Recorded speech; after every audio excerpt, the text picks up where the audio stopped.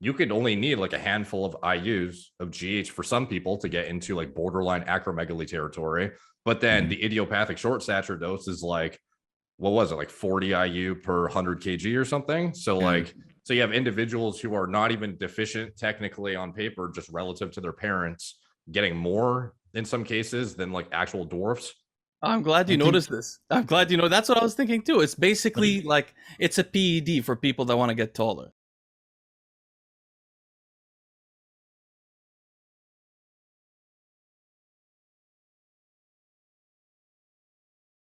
But I wanted to synopsize some of this this research that I did real quick because I know the audience of all of our channels, they often ask questions about linear height growth as when they're in their youth. I wanted to explain just a couple of concerns. If anybody's trying to manipulate their growth and they have something called like the technical classification is called idiopathic short stature. It means you're short, but there's no medical reason. Classically defined as shorter than both of your parents, though. But it sort of applies to anybody else that really wants to be So what's taller. the cutoff for that? Because I know being a technically like a midget would be like 4 foot. I think it was like 8 or lower or something. It's a And certain number of variants from the mean height of your two parents.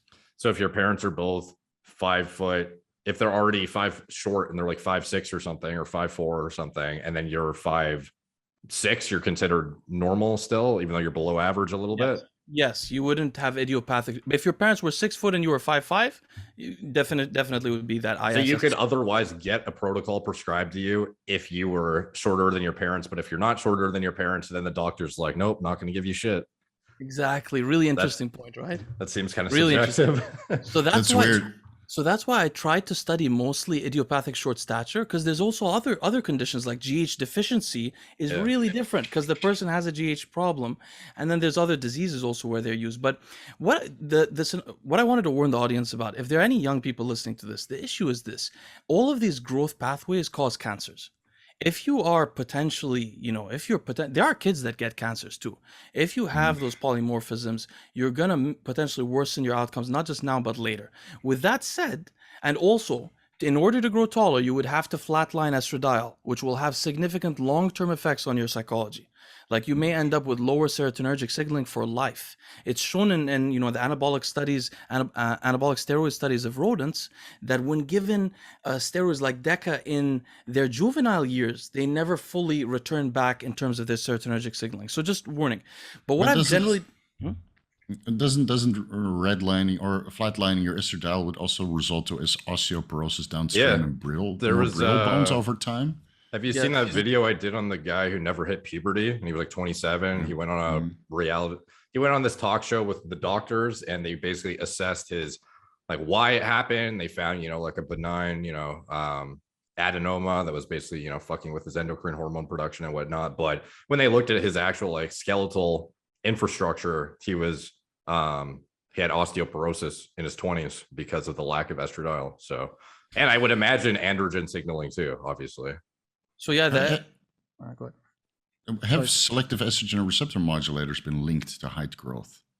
I haven't looked into that so much, actually. I haven't. I don't know if they've done studies on that. But keeping in mind, so one thing, the estrogen is relevant to the maturation and proliferation of these chondrocytes. It's necessary for their development. But it seems to be one of the main instigators of their senescence. Other than, by the way, just the proliferation of chondrocytes creates senescence. But estradiol also does. And this is, by the way, one of the topics that I'm still researching. I'm trying to find out all of the determinants for chondrocyte senescence. Just for the audience to understand, what does that mean? Senescence of these cells, basically, there are people that can still grow taller in their 20s. And the reason usually is they have an aromatase expression polymorphism that causes them to have never really peaked with aromatase. So for example, a child with precocious puberty, meaning they get puberty very early at the age of 1, they have about 8 to 10 years before their growth. At the age of 1? Yes, this happened. Yeah, in the age of 1. I thought it was like, I've heard of that. I thought it was like 8 or 9 or like maybe. No, it happens. It happens at normal ages, but also I'm just giving an example. If it happened at the age of 1, by the age of 8 to 10, they have a it's called the epiphyseal fusion. Yeah, the fusion of it. It changes from cartilage to bone. But if you're a person with aromatase deficiency and you're an adult, it can happen in 1 year. Just being exposed to estrogen 1 year will do it for you. So the thing about flatlining estrogen, it has some other effects, obviously, but my main concern would be the brain, because the osteoporosis effects can be avoided once you reach 20 or 18. And the neurotoxicity and the endothelial protection, right? Endothelial you're talking about the effects. Heart. Yeah, it may genuinely change the personality. But anyway, the synopsis of this, for those that are asking, I think that growth hormone treatment, which by the way, in all studies, it's shown, just for those guys who are 18 years old, keep messaging me, I'm 18, I want to take growth hormone to grow taller. Yeah. It's clearly shown in the studies, the earlier you start, the more you can grow. And literally, if you start after puberty, it's very minimal that you can get, and you have to use high doses. The earliest studies actually start at 6 months. Most of the studies try to start like within the age of 3 or 4. So they start very early with the growth hormone treatment. Now, growth hormone treatment is better when combined with Increlex in studies. Increlex is the pharmaceutical IGF-1, which is interesting, even though the growth hormone raises IGF-1 and even though growth hormone has independent effects. Another thing I want to mention is I actually went through the process of checking average estradiol levels for children and trying to plot it out so I could know what is like, if my child had above estradiol levels, above normal levels, when would I know? And they're literally single digit levels up until puberty. So they're really flatlining estradiol to do this. Yeah. And then at the tender stage is 4, it goes into the 300s, I believe. That kind of thing though, is it like I know there's always going to be the individuals who say intra-tissue levels are what matter and the blood is just like a proxy for what's in circulation, not what's actually like in the tissue. So ultimately, like, it's not like we can measure what's in your like bone or what's in anything. So I don't know how much we can like gather from that, but from the IGF-1 levels, anything that's in circulation, because it's just like in serum rather than like in your brain or your bone or your heart or whatever. True. I mean, they use, for example, when in growth hormone deficiency, they use the IGF-1 level to calibrate the growth hormone dose. So if they get to an average IGF-1 level for the age group, then they leave the dose like that. They don't do that for idiopathic short stature. So that's weird, because wouldn't you think the guys with GH deficiency, instead of, well, I guess it depends how much GH you need to calibrate the IGF-1, because like firsthand, and obviously this is individual dependent, but I mean, depending on your liver and how it's going to convert IGF-1, like you could only need like a handful of IUs of GH for some people to get into like borderline acromegaly territory.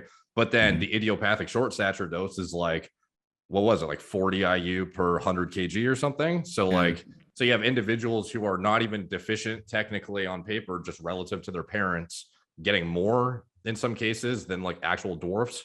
I'm glad you noticed this. I'm glad you know. That's what I was thinking too. It's basically like it's a PED for people that want to get taller. They abuse it. Yeah, it's Isn't that why they prescribe Increlex in those cases? So the growth hormone dose doesn't have to be so high that insulin resistance and diabetes becomes an issue.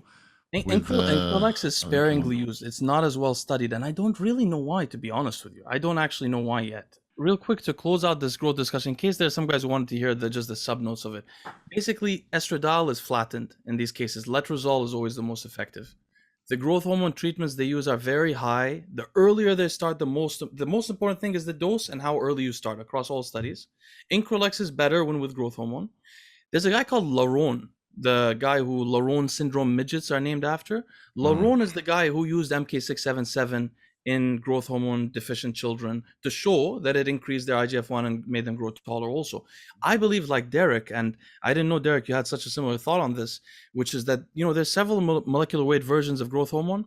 It's clear in academic literature that they have there's 5 different versions. They have slightly different effects in the body. When you inject growth hormone, you only get the 22 KDA molecular weight version, which is one of the ways that Derek's very familiar with. They test for whether you're abusing growth hormone. Why does that happen? When you inject growth hormone, you shut off your own growth hormone for about 4 days in humans. So in those 4 days, you not only shut off your own growth hormone, which meant I don't think anyone's ever talked about in the bodybuilding world, but also you no longer have the 4 or 5 versions of growth hormone anymore. But if you use MK677, which is not inhibited by somatostatin, the natural thing that inhibits growth hormone secretion, then you could have 5 molecular weights and your growth hormone. I've noticed in people that I talk to that train and use both growth hormone and MK677 that they notice more results. I don't know. If I definitely notice like an extreme proliferative effect, like not just on, it's harder to quantify in muscle growth because there's so much like temporary stuff being altered when you add in ibutamoren to your GH, because just like, fluid dynamics and shit on MK are just wildly all over the place. But above and beyond that, like the only time I ever got gyno, like almost full-blown gyno, was when I combined MK with GH. So like for me, like obviously the proliferative effects are like quite significant and overlapping. And although that's like in a negative aspect, like you can imagine from all the other vectors of stimulation, like that kind of thing is probably happening too.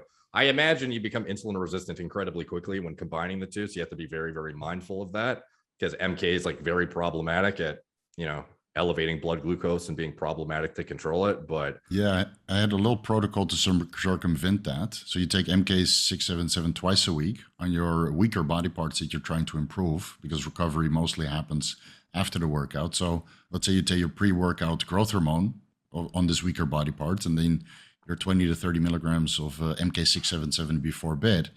And then the next day you lose a little bit of insulin sensitivity, but this strenuous workout that occurred the day before should be able to mitigate some of that. By the way, as far as GH timing, sorry if I interrupted, but just something. No, go for it.